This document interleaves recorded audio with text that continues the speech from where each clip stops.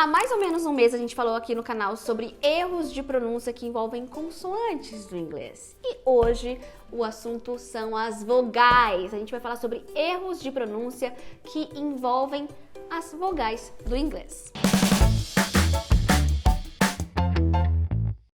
Hello and welcome to English in Brazil. Eu sou a Karina, professora de inglês, e selecionei aqui 5 erros de pronúncia que podem acabar atrapalhando a sua comunicação e que envolvem os sons das vogais no inglês. E esse é um vídeo especial, porque ele traz também um desafio para você praticar, repetindo em voz alta e com a possibilidade de você receber feedback através do Elsa, que é um aplicativo que analisa, ele avalia a sua pronúncia. Ele identifica os pontos da sua pronúncia que precisam ser melhorados e oferece feedbacks ali, precisos a respeito de qual vogal, de qual sílaba, de qual som você pode melhorar. Todo o conteúdo desse vídeo foi transformado em uma atividade lá dentro desse aplicativo do Elsa. Então, você pode baixar gratuitamente o aplicativo, você vai lá em tópicos e procura esse desafio que a gente preparou, e para você fazer as 27 lições que a gente preparou para você com base no conteúdo desse vídeo aqui, tudo focado em sons de vogais, aí você tem que adquirir a versão Pro, a versão paga do aplicativo. Só que não se preocupa, a gente está te oferecendo até 80% de desconto para você baixar essa versão Pro do Elsa. Então, dá uma olhada aqui nos links da descrição, vale muito a pena, gente. Eu recomendo que você experimente, porque realmente é um aplicativo que ajuda muito a identificar os pontos que a gente precisa melhorar. Então, vamos para os 5 fenômenos que a gente vai avaliar aqui de pronúncia. Número 1, The Mystery Object Phenomenon. Então, o primeiro erro é esse que a gente chamou de The Mystery Object Phenomenon, e eu já vou te explicar por que a gente colocou esse nome. Mas esse é um dos erros de pronúncia mais comuns cometidos pelos falantes brasileiros, que é inserir uma vogal onde não tem, uma vogal I especificamente. Isso se chama epêntese. O que é uma epêntese? É essa vogal de apoio que a gente coloca no final de algumas sílabas, que na verdade não existe no inglês. Então, uma palavra simples como dog, cachorro. Quando a gente está aprendendo inglês, terminar uma sílaba em g, assim, dog, não existe no português, não é comum na nossa língua. Então a gente adapta intuitivamente colocando uma vogalzinha ali. Então a gente fala o quê?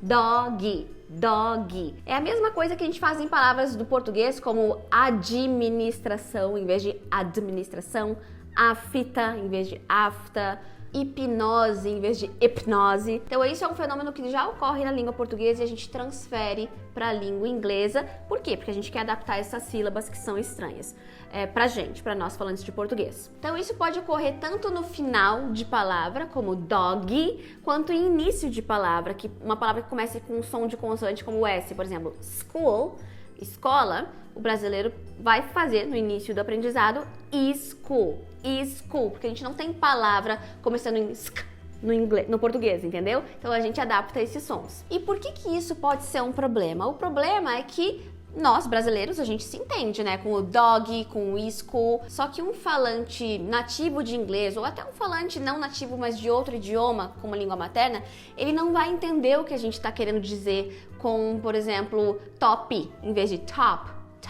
que é topo. Se a gente falar top, eles não vão entender o que é isso, entendeu? Então esse é um fenômeno que realmente vai atrapalhar a comunicação. Então mais alguns exemplos, book, flag, coat, fast, bank, work, shark, help, card, golf, ring. Então a gente não fala, né, flag, coat, fast, bank, né? Então sem esses is. Esse I em inglês ele dá a ideia muitas vezes de uma coisa que é pequenininha. Então se você fala doggy, é um cachorrinho e não um cachorro normal, tá vendo? Muda o significado da palavra. Então para não esquecer disso, lembra do nome dessa dica, que é The Mystery Object Phenomenon. Por quê? Porque a palavra mystery não tem nenhum I, mas volta e meia a gente confunde e coloca lá na escrita. Assim como a pronúncia de object, que não é object e sim object.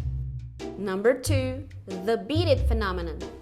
Falando sobre I, um outro assunto que a gente precisa falar é aquele erro clássico de confundir um I longo com um I curto na pronúncia. Sabe aquela diferença entre beach, praia e bitch, que pode ser usado como xingamento contra as mulheres? Pois é, então a primeira palavra é beach, a segunda é bitch. Tem uma diferença de pronúncia sim. O primeiro é um I longo, a gente tá com os lábios assim quase sorrindo, beach. beach. E o segundo é um I mais curto, que soa parecido com um E de elefante. Não é um E de elefante, mas você pode, no começo, pensar assim, ó, mirar num E, sabe? Ó, bitch, bitch. Ele é algo entre o I do I de ilha do português e um E de elefante, mas ele não é nenhum nem outro, é uma vogal que a gente não usa nessa posição aí no português, por isso que é difícil de a gente produzir. Mas então a dica é essa: o primeiro, o de praia, você faz mais longo e mirando num I de ilha, beach. E o segundo I você faz mais curto e mirando num E de elefante, bitch. Tá, e daí você pode estar pensando, como é que eu vou saber qual é um ou qual é o outro? Qual é a regra? A verdade é que a gente não tem uma grande regra, tá? A ortografia nem sempre vai dizer, olha, por essa escrita aqui você vai fazer tal I. Então, por isso que às vezes é complicado. É importante que você escute bastante e comece a fazer essas distinções. Para você ter uma ideia, o som de beach, esse I longo, ele pode aparecer todas essas formas aqui na escrita, entendeu? Então, a gente não pode prever muito bem. Mas eu vou te dar alguns exemplos aqui para você escutar e repetir. He, theme, leave, people, either, see, eat, beat. O som da palavra bitch, do xingamento, o I curto, ele também não tem uma letra que vai sempre representar, então por isso eu vou te dar alguns exemplos aqui. It, sit, prince, system, build, busy, live.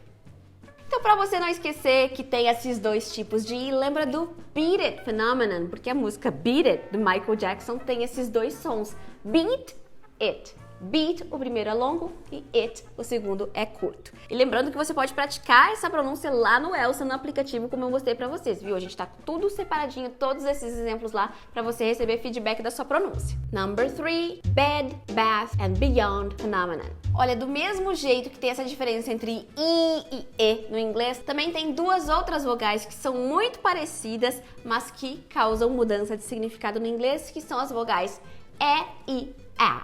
A primeira ela é super parecida com a nossa vogal de pé, né, de Pelé, a vogal que a gente tem no português. Mas já a segunda, a vogal ela é falada com a boca mais aberta, com a língua mais baixa, ela também tem uma duração um pouco mais longa. Então, o que acontece? Como a gente não tem essa distinção no português, muitas vezes a gente vai fazer as duas vogais com o mesmo som, com o E de Pelé. Então, vou te dar um exemplo. Uma palavra como gato, né? Fala essa palavra em voz alta aí, pausa o vídeo e fala. Talvez você tenha falado cat, usando o E de Pelé. Só que, na verdade, a vogal dessa palavra é o A. Então, é cat. Cat. É o mesmo A de Batman. Batman. Então não é Batman, nem Batman, em inglês é Batman. Batman, porque bat é morcego, já bet é apostar. Ó, presta atenção. Bet, vogal parecida com o E de Pelé.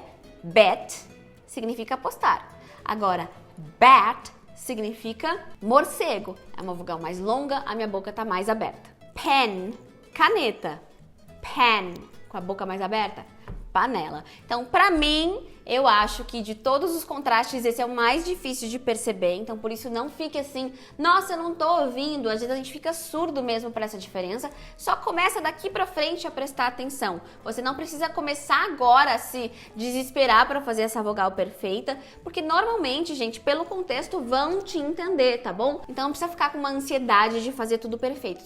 Só tô te mostrando que há essas diferenças e que a gente pode sim treinar para melhorar a nossa comunicação e ser cada vez mais capaz de distinguir, de entender e de fazer essa diferença de sons que mudam palavras. Vamos ver alguns exemplos com som de E, aquele E que é mais fácil de a gente produzir. Bed, said, set, mess. Já o som de A, ele vai aparecer em palavras como bath, sad, bad, sat, mess.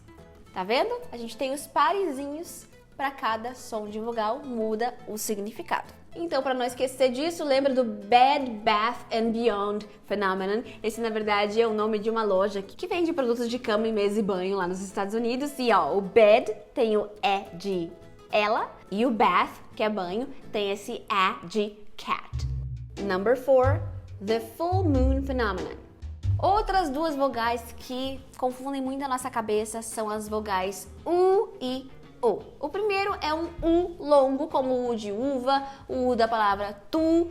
Ele aparece em palavras como moon, pool, food, group, do, school, new. O difícil é o outro U, que é representado por esse símbolo aqui, que é uma ferradurinha, que é produzido de maneira parecida, só que ele é mais breve do que o U de boot, tá? Então ele às vezes lembra um O, um som de O. Lembra que a primeira dica eu dei que mira no E de elefante, mas não é um E de elefante? Aqui você vai mirar num O de ovo, mas não é um O de ovo. É algo entre o O de ovo e o U de uva, uma vogal intermediária que a gente não tem no português. Vou te dar alguns exemplos, presta atenção. Put, book, would, good, push, foot.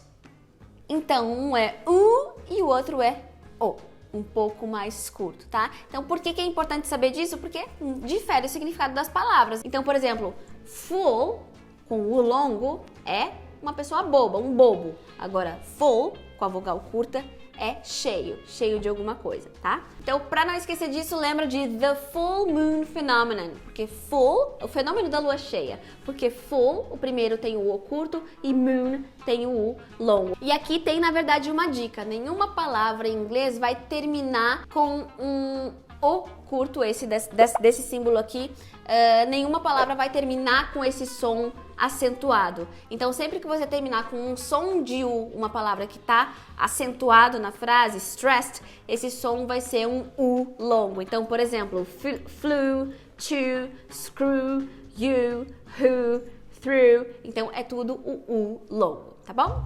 Number 5, the never stressed phenomenon. E o último erro comum envolve a vogal mais usada na língua inglesa, que é o schwa. Ele é tão usado que ele tem até um nome, é o schwa sound. O schwa, esse som, ele nunca vai estar em posição acentuada na língua inglesa, porque ele é um som que aparece em unstressed syllables. E esse som é super fácil de produzir, porque na verdade ele é parecido com o de cup, por exemplo, ou um does. Ele é um A, só que ele vai aparecer sempre fraco, com a língua em posição neutra, assim, ó. Isso é um schwa. É um som assim, super fraquinho, né? Porque ele tá sempre unstressed e com a língua e os lábios em posição neutra, ó. Tu não tá tipo assim, tu tá tipo normal, ó. Isso é um schwa. E o schwa aparece em palavras como awake, em vez de awake, é awake. Today, em vez de today, é today. Possible. Então tá vendo que até um I pode ser pronunciado como um schwa? Possible. Focus. Focus. Even. Even. Pencil. Pencil. E por que produzir o schwa pode envolver falhas na comunicação? Porque dependendo do contexto, vamos pensar num contexto hipotético, se você falar, por exemplo, today, de forma isolada, é possível que se entenda 2 dias. Então, today, em vez de today, que é hoje. Então, today, hoje, today, 2 dias. Com um plural meio esquisito. Eu tenho um vídeo antigo aqui no canal só sobre o schwa. Esse foi o tema da minha dissertação de mestrado. Eu trabalhei com o schwa em palavras funcionais produzidas por falantes brasileiros. Então, vale a pena. É um vídeo antigo, mas ele é curtinho. Vai lá estudar sobre o schwa aqui nesse vídeo do card. Mas nesse vídeo eu falo de forma mais aprofundada sobre o schwa do que aqui, porque aqui são muitas dicas que eu dei num vídeo só. Lá o vídeo é só sobre ele.